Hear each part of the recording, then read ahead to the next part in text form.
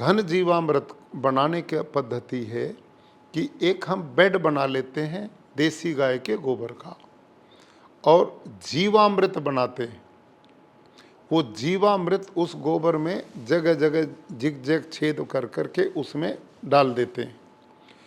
10 दिन के बाद फिर हम उस गोबर को मिला देते हैं फावले से और फिर वैसे ही जिग जैग करके जीवामृत से फिर उनको भर देते हैं। लगभग 15 दिन के बाद वो सारा गोबर चाय की पत्ती की तरह सूक्ष्म जीवाणुओं से भर जाता है।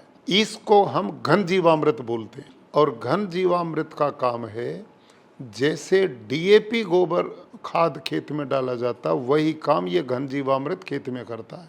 तो उसमें सूक्ष्म जीवाणु सब समाप्त हो गए।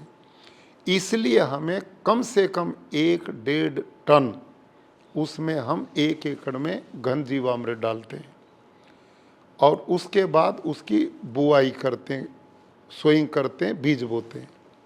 तो उसमें जब भी पानी दिया जाए तो हम जीवामृत प्रत्येक पानी के साथ देते हैं और लगभग प्रति मास उसी का स्प्रे खेत में करते हैं। तो एक घन जीवामृत, दूसरा जीवामृत, ये 2 चीज मेन आधार हैं प्राकृतिक खेती में जिनका मूल उद्देश्य है धरती के सूक्ष्म जीवाणु को बढ़ाना, फर्टिलिटी को बढ़ाना और पौधों को शक्ति प्रदान करना। इसी के साथ हम तीसरी पद्धति, चौथी का उपयोग करते हैं आच्छादन। हम धरती को ढक के रखते हैं। जो अवशेष खेत में हैं उनको जलाना बहुत बड़ा अपराध है, पाप है।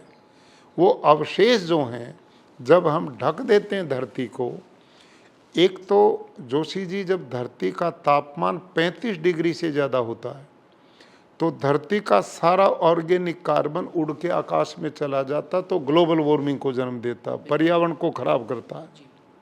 और जब इसको हम आच्छादन ढक के रखते हैं तो जमीन में जो सूक्ष्म जीवाणु अलसिया केचुआ है, ये आच्छादन उसका भोजन होता है, बायोमास में कन्वर्ट होके खाद बन जाती है।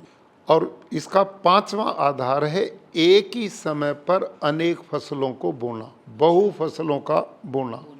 कोई भी फसल हम करें, एक दलहन के साथ दूसरी एक दलीय फसल का प्रयोग करना, क्योंकि द्विदल फसल जितनी भी हैं वो धरती को नाइट्रोजन देंगी और दूसरी को एक दूसरे को सहारा देंगी। तो ये प्राकृतिक खेती के 5 मूल सिद्धांत और आयाम।